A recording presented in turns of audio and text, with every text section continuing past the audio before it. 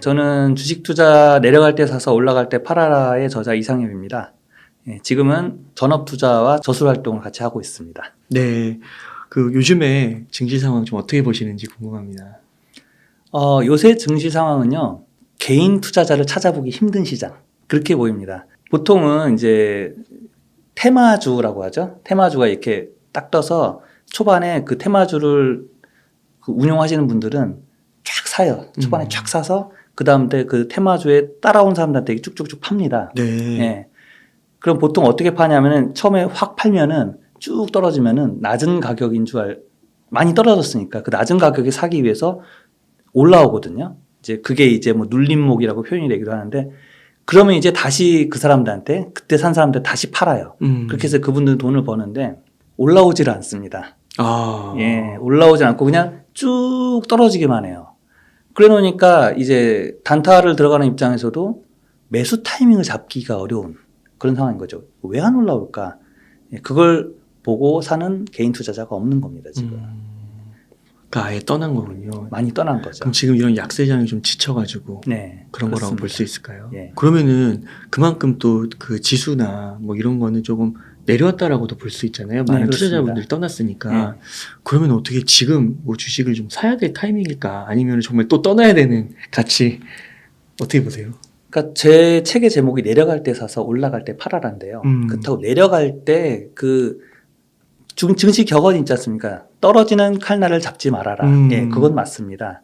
떨어져서 멈췄어요. 그때 사야 됩니다.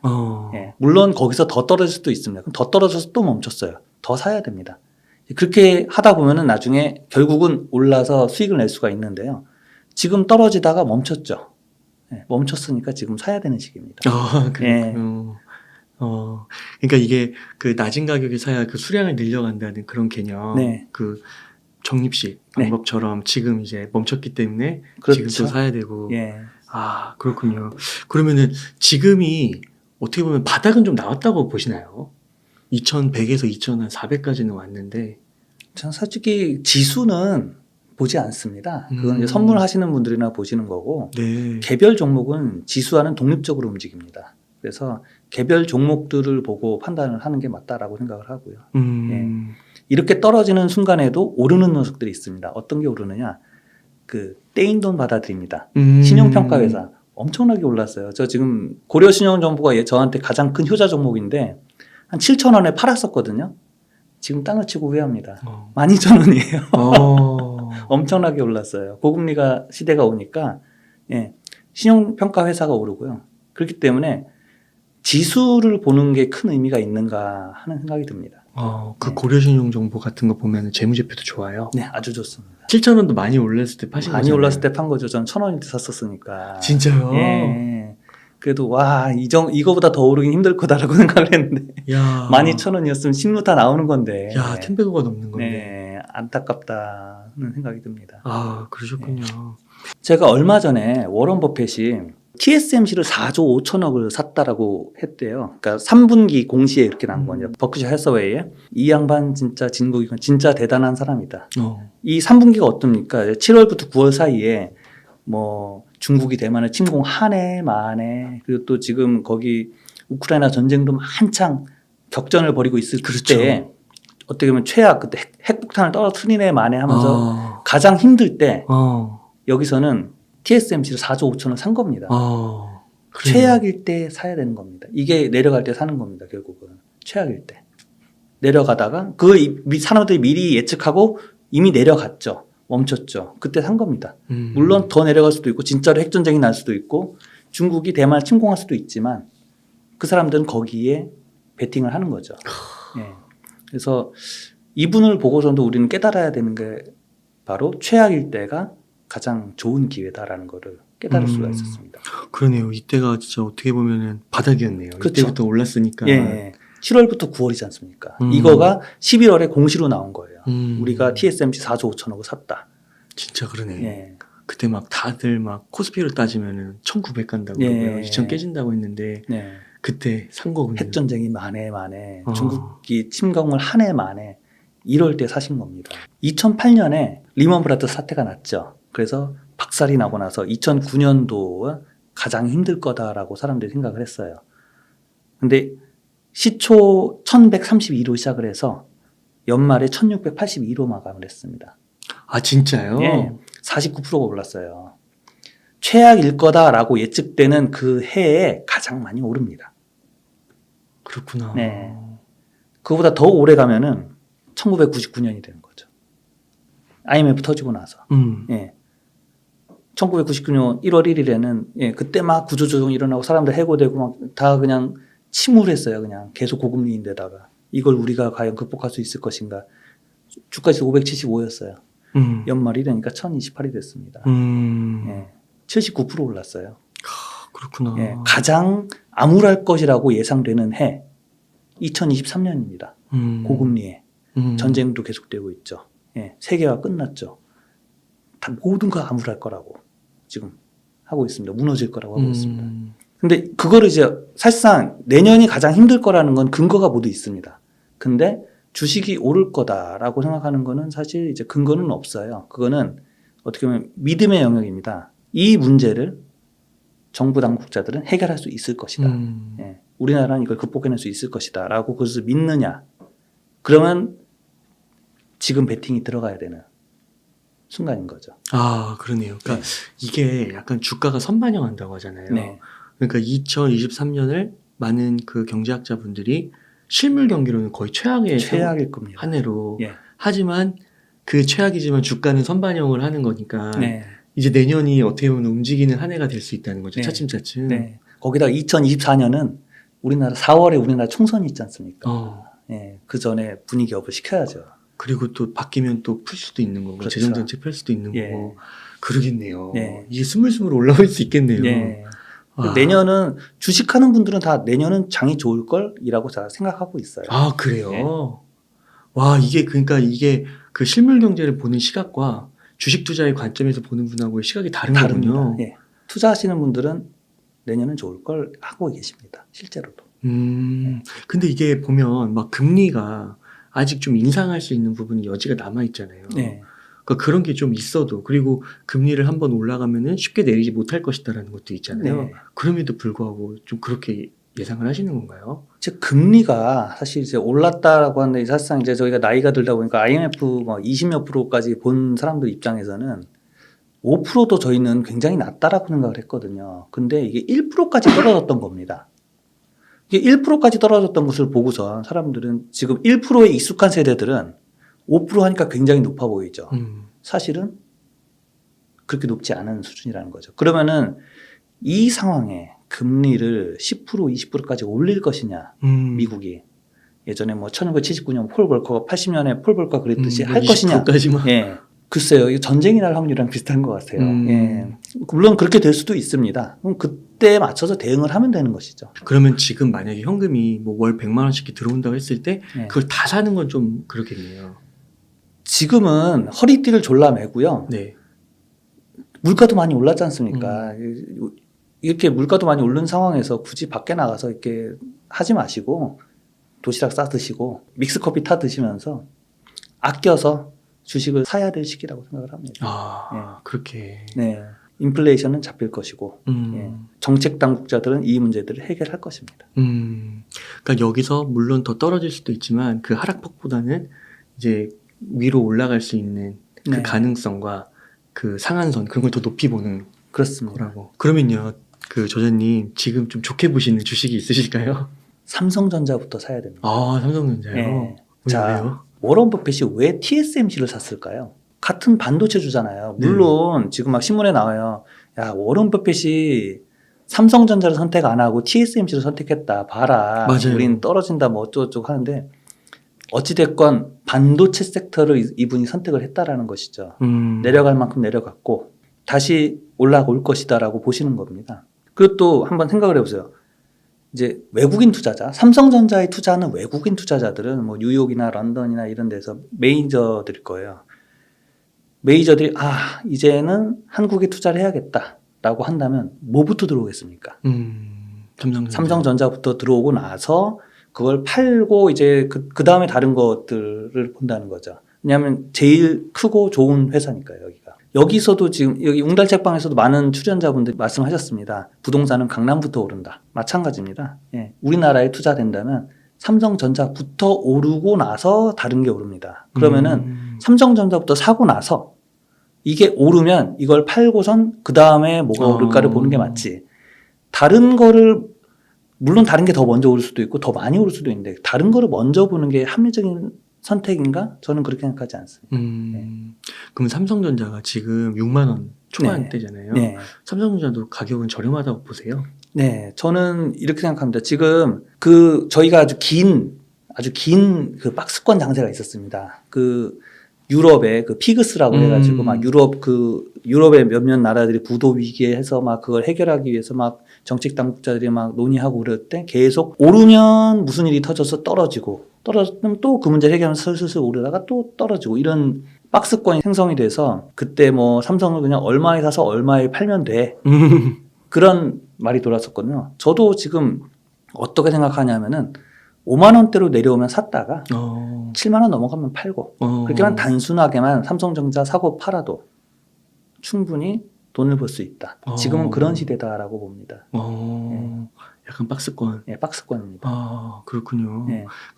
7만 원을 좀 보시는 이유는 있으세요? 거기까지 올라갔었으니까요. 7만 원을 뚫고 잠깐 올라갔다가 다시 떨어지고 뭐 이렇게 되지 않습니까? 거기 좀 매물벽이라는 게 좀 있는 건가요? 그 매물벽은 많습니다. 예, 특히 삼성전자 같이 너무나 거래량이 많은 그 참여자가 많은 데는 매물벽이라고 표현할 수가 없는데요. 모든 가격에 매물벽이 있기는 한데, 그러니까 5만 원에서 7만 원의 그 가격에 대해서 크게 생각한 건 아니고, 왜냐하면 저도 이제 삼성전자로 그 박스 투자를 하는 건 아닌데, 예전에 얼마에 사서 얼마에 팔면 돼라는 거가 있었듯이 이제 그 시대가 올 것이고, 지금 제가 보니까 5에서 7 사이에서 왔다 갔다 하는 것 같다라는 거죠. 예. 차트를 보고 네. 봤을 때. 예. 아, 그렇군요. 그러면 좀 그런 박스권 장세가 네. 오래되실 거라고 보세요? 네, 오래될 거라고 봅니다. 막 3,300, 4,000 이런 거는 기대하기가 좀 단기적으로는 어렵다. 어렵죠. 왜냐하면 일단 전쟁이 끝나지 않았고요. 우크라이나 전쟁이 끝나지 않았고 그게 어떤 식으로 끝이 맺어질지 모르겠지 않습니까? 어찌됐건 간에 지금 전 세계는 진영이 나뉘어졌고 세계화는 깨졌습니다. 그럼 우리나라처럼 수출을 중심으로 먹고 사는 국가가 이 세계화가 깨진 상태에서 더 늘어날 것이다? 수출이 늘어날 것이다? 상상하기 어렵다는 거죠. 하지만 전 세계적인 문제가 파급이 되면은 내려오고 그걸 해결하면 올라가고 예. 또 문제가 계속 새로운 문제들이 계속 터질 거라는 거죠. 예. 그러면 아까 앞서서 말씀해 주신 것처럼 최악일 때 사야 한다. 네. 그 말씀은 이제 삼성전자에 좀 적용을 하면 말씀하신 대로 한 6만 원 깨지면 5만 네. 원대에서 사고 네. 그 대신 이게 최악일 때 사라는 거지 팔지 말라는 말은 아니잖아요. 그렇습니다. 그러니까 적당히 올라가면 예. 그걸 봐가면서 그 양을 좀 매도 양을 좀 조절하는 것도 필요하겠네요. 예, 그렇습니다. 지금 같은 시기에 어느 한 종목에 장기 투자로 묻어놓는 거는 정말 바보 같은 전략이라고 볼 수 있습니다. 아까 말씀해 주신 예. 그런 불확실성 때문에. 불확실성이 너무 크기 때문이죠. 그렇군요. 네. 그러면 대표님 삼성전자를 좀 말씀해 주셨는데 네. 시가총액 2위인 네. LG엔솔 그리고 좀 많이 떨어지긴 했는데 그래도 우리나라의 대표적인 플랫폼에서 네이버 카카오 이런 건 안 돼요? 저는 일단은 LG 엔솔 같은 경우에는 사람들이 전기차의 시대가 금방 올 거라고 생각을 하는데요. 그게 금방 오겠느냐라는 게 의문입니다. 얼마 전에 제 페북 친구가 부산에서 이렇게 전기차를 타고 서울 이제 용인 사시는 분이어서 용인까지 올라오시는데 지금 주행 가는 거리가 40km인 거예요. 그래서 한 20km쯤 와서 휴게소에 들어갔습니다. 그랬더니 다른 차들이 충전하려고 줄을 쫙 서 있는 거예요. 안 되겠다. 그래서 한 20km 더 가면 또 있어. 예, 또 있어가지고 간신히 간당 가서 딱 기다렸더니 이제 거기는 완속 충전기밖에 없는 거죠. 좀 천천히 하는 거예요. 천천히 하는 걸로 해서 완속 충전을 이제 한 1시간 넘게 막 기다리다가 한 40% 정도 채워졌을 때 이제 그냥 그걸 타고 용인까지 왔더니 한 2% 3% 남은 거예요. 너무너무 조마조마했다는 거죠. 탁송해야 되나 하면서. 지금 그걸 보면서 과연 전기차의 시대가 금방 올 것이냐. 이게 그것뿐만이 아니라 부족한 게 워낙 많기 때문에 오려면 상당한 시간이 걸리겠고 그 시간 동안에 그렇다고 해서 지금 나이 한 60, 70 드신 분들이 전기차를 타실까요? 안 타실 거라고 봅니다. 원래 자기가 타던 그 차를 타지. 병행하는 시간이 상당한 기간 가겠구나 라고 생각을 합니다. 그럼 이 LG 엔솔은 이 전기차의 확대와 그거 되는 건데 전기차가 그렇게 빠르게 확대될 것이냐. 일단 인구도 지금 줄고 있는 상황에서 그렇게 긍정적이진 않습니다. 네. 결국은 얘네가 잘 자라겠지만 금방은 아니라는 거죠. 그럼 지금 이걸 살 것이냐라는 거는 사람마다 선택을 다르게 할 수 있겠다 싶습니다. 예. 그 중간에 조금 과도기가 있을 수 있겠네요. 네. 그게 좀 지체되는 네. 그런 부분들이. 그렇습니다. 그러니까 또 만약에 전기차가 양이 또 많아지면 예를 들어 충전소를 그만큼 또 건립하지 않으면 네. 계속 포화는 더 심해지는 거잖아요. 그렇죠. 지금 저희가 각자 개인이 충전기 다 들고 있는 스마트폰을 충전하는데도 여러 가지 이슈가 생긴대요. 솔직히 스마트폰은 연락이 안 되면은 뭐 그날 스케줄이 좀 깨질 뿐이지 큰 영향은 없는데 차가 멈추면은요, 예, 사고 위험부터 생명의 위협을 느낍니다. 예, 그래서 이거는 그렇게 쉽게 바뀌지 않을 것이다. 라고 지체가 상당히 될 것이다라고 저는 예상을 합니다. 그러니까 너무 2차 전지가 이번 약세장 속에서도 막 전고점 계속 돌파하고 네. 정말 엄청났잖아요. 네. 근데 그래서 좀 지금 좀 비싸다는 느낌도 있는 거고. 예, 그래서 저는 지금 꼭지라고 생각을 합니다. 아, 근데 그래요? 예, 이거는 근데 예, 사람마다 생각이 다른 부분이니까. 네. 그래서 이렇게 좀 지체되면은 이제 실망 매물도 나오겠네요. 네, 그렇죠. 그러면은 물론 버티면 언젠가는 지투율이 올라가겠지만 좋은 회사인 건 맞고요. 근데 시간이 너무 오래 걸릴 수 있다. 시간이 더 걸릴 것이다. 생각보다 더 많이 걸릴 것이다. 네. 혹시 네이버 카카오는 좀 어떻게 생각하세요? 네이버와 카카오는 저는 그렇게 생각을 합니다. 지금 네이버와 카카오가 게임 이외에 다른 걸로 해외로 진출할 수 있는 게 있느냐라는 거죠.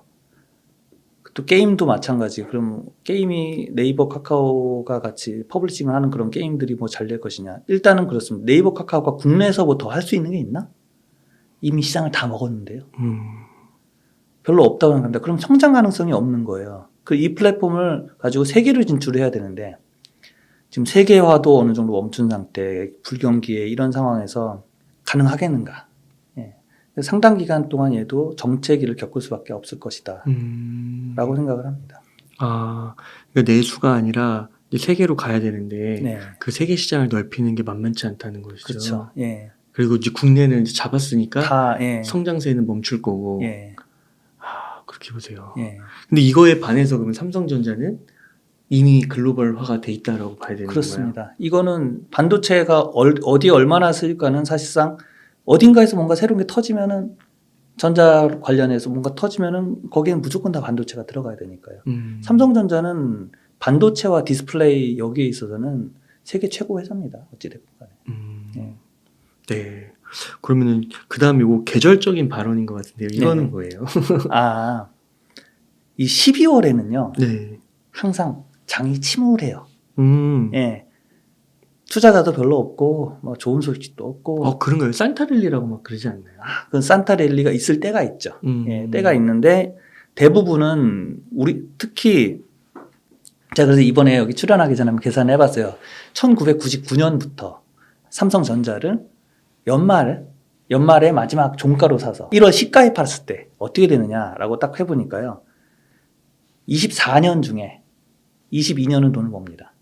그래요? 네, 92%예요.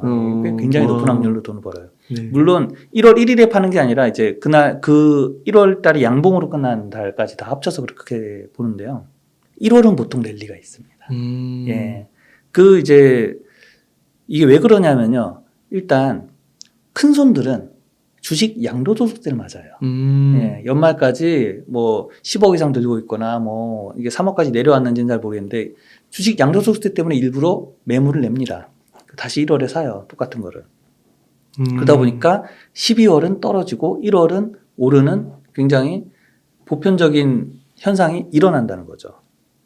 또 12월은 특히 금년 안 좋았지 않습니까? 금년에 뭐 전쟁도 있었고 고금리도 있었고 그래서 암울한 전망으로 마무리를 짓지만 1월이 되면 희망찬 메시지가 엄청나게 나옵니다. 새해에는 뭐 우리는 극복할 것이고 막 하면서 사회 분위기가 막 긍정적으로 변해요. 그러면은 주가가 오릅니다. 예. 심리적인. 예, 심리입니다. 심리. 그래서 특히 금년은 12월에 사서 1월에 팔면 많이 오를 것 같다. 예. 왜냐하면 금년 너무 안 좋았지 않습니까? 내년에는 아마 1월에는 갑자기 희망찬 메시지들이 많이 나올 것이다 라고 봅니다. 안 좋았을 때 사야죠. 최악일 때 사야 됩니다. 그러면 12월에 삼성전자를 사서 예. 1월에 파셔도 1월에 예, 팔면 설 전에 잘 가서 파시면은 예, 손해볼 일 없으실 겁니다. 그렇게 한번 노려보는 것도 네. 좋다. 확률적으로. 네, 그러니까 물론 확률적으로요. 100%라는 건 아니고 예, 확률이 주식 높다. 시장에는 100%는 없습니다. 어. 예. 근데 확률이 굉장히 높다. 높다. 예. 그런 꿀팁을 알려주신 거니까 네. 연구하시고. 근데 LG 엔솔이나 네이버 카카오보다는 삼성전자가 나아 보인다. 그렇죠. 어찌됐건 블루칩이고 LG 엔솔은 지금 너무 많이 올랐고요. 몰랐고. 예. 네이버 카카오는 답이 안 보이는데요. 그래요? 답이 안 보여요. 예. 물론 그 회사가 망한다기보다는 어떻게 하면 더 성장할 수 있을까라고 했을 때 아마 쉽지 않다. 예, 쉽지 않은 길을 가야지만 더 성장할 수 있다라는 거죠. 그러니까 카카오 같은 경우는 조금 내수에 많이 치우친 것 같은데 그래서 네. 네이버는 뭐 포시마크인가요? 그 네. 미국의 중고 예, 회사도 예. 막 사고 그리고 라인도 조금 글로벌화가 돼 있다고 볼 수 있고 예. 그런데도 좀 어려울까요? 카카오보다도? 일단 제가 미국에 가본 적이 없어서 포시마켓을 써본 적이 없으니까 그거 잘 모르겠고요. 그게 얼마나 선풍적인 인기를 끌고 잘 하는지 잘 모르겠고요. 라인도 마찬가지입니다. 예. 일본은 일단은 그게 성장하는 국가는 아니잖아요. 그러면 이 외에 네. 좀 좋게 보시는 섹터나 뭐 그런 건 혹시 없으세요? 지금은 예측이 의미가 없고요. 어떤 일이 터지면 거기에 대응을 해야 되는 시대입니다. 계속 안 좋은 뉴스가 계속 터질 것이고, 예. 그러면은 그 사람들이 나서서 그걸 해결할 것이고, 그러면은 그 해결이 될 것이다라고 믿으면 그때 이제 그런 거에 대응을 해 나가야 되는 시기이지, 어떤 것에 딱 묻었는데 거기에 안 좋은 뉴스가 터졌어요. 그러면 원치 않는 장기 투자자가 되시는 거죠. 예. 그러면 예를 들면 혹시 최근에 뭐 그런 게 좀 있으셨나요? 대응을 어떻게 하셨는지 좀 그런 사례가 있을까요? 최근에는 대응을 이제 제가 예전에 여기 삼형옵틱스를 한번 추천한 적이 있지 않습니까? 배당주였죠. 그때는 시중금리가 1%였으니까 1%인 시대에 배당률이 5% 정도 되니까 굉장히 좋은 주식이었습니다. 근데 지금 시중금리가 5%까지 올라왔습니다. 그럼 배당주들은 어떻게 대응하겠어요? 자기들은 10% 이렇게 줘야지 그렇죠. 오겠네? 그러면 그 배당주가 그 선택을 할까요? 안 하죠. 왜냐하면은 돈값이 올랐지 않습니까? 차라리 배당을 안 주고 자기들이 운용을 하는 게 더 이득이 되는 거예요. 그러니까 배당을 줄이더라고요. 오히려. 그래요. 네, 그러면서 배당주들의 매력이 굉장히 크게 떨어졌습니다. 즉 그런 일들이 나타나는 거죠. 그러면은 글쎄요, 그걸 팔고 다른 방법을 찾아야 되나요? 그걸 팔기 전에 그거보다 더 많은 수익을 낼 방법을 제가 개발을 해야 되지 않습니까? 예. 그런 노력들을 지금 저는 현재 하고 있고 아마 다른 분들도 하고 계실 거고 아마 그런 노력들을 누구나 지금 해야 되는 상황이 아닌가 싶습니다. 그 삼형옵틱스 그럼 어떻게 하셨어요? 계속 들고 있습니다. 예. 주가는 좀 괜찮은 거예요? 그거는 배당주라는 성격상 크게 빠지지는 않아요. 예.